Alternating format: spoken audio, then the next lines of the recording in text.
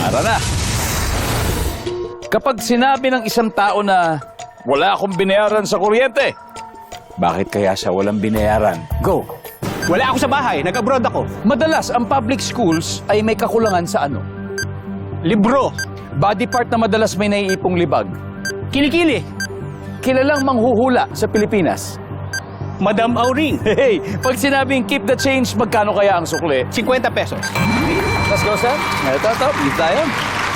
So, pag sinabi ng tao na wala akong binayaran sa kuryente, ba't kaya? Kasi siyempre, wala ako sa bahay. Alam mo, walang nagamit na electricity. Ang sabi ng survey natin ay, huy, bakit kaya?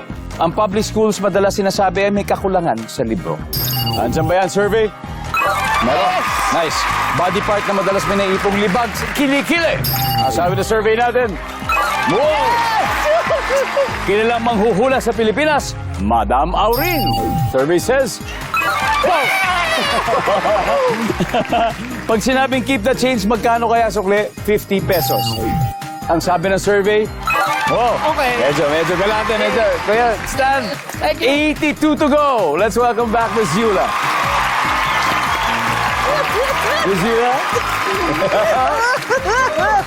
Hula po ninyo, more or less, ilan kaya nakuha ni Stan? 50? Sabi ni Pamangkin, hindi. Good news, 118. Wow! So meaning 82 more points. Okay. Ano kaya? Okay, we will try. Good luck, Miss Yula. At this point, makikita na ng mga viewers ang sagot ni Stan. So bigyan niyo po kami ng 25 seconds sa orasan. Kapag sinabi ng isang tao na, wala akong binayaran sa kuryente, bakit kaya siya walang binayaran? Nakakabit. May jumper. Madalas, ang public schools ay may kakulangan sa ano? Sa gamit. Sa school. Be specific. Anong kakulangan sa gamit? Mga upuan. Body part na madalas may naipong libag. Kilikili. Bukod sa kilikili. Leeg. Kilalang manghuhula sa Pilipinas. Let's go, Miss Yula. Alright, eto muna. Pag sinabi, hindi na natin naabutan. In case, no? Pag sinabing keep the change, magkano kaya ang sukli? Siguro mga 50 centimos. 50 centimos naman. Pero ang sabi, kanina ni Stan ay 50 pesos. So hindi natin nasagot, but so because of that, Hindi ako mabot. walang score Yes, siya. yes. Pero ang top answer dito ay 5 pesos. So kung 5 pesos, keep the change mo na yan. Okay. Ito, kilalang manghuhula sa Pilipinas. Sino kaya ang gusto niyo? Ang gusto ko sabihin si Rene Mariano, pero ina-update ko kung sino yung kilala ng mga natanong nyo. Iyon!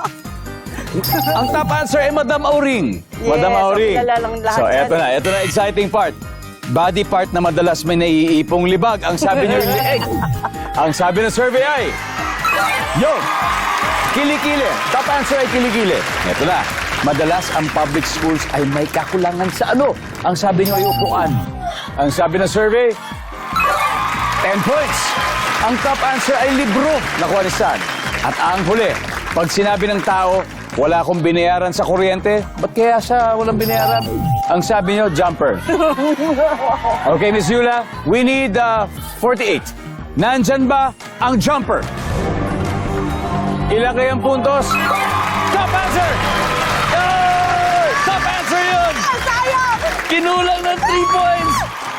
Oh, pero ang galing. You got the top answer. Wow!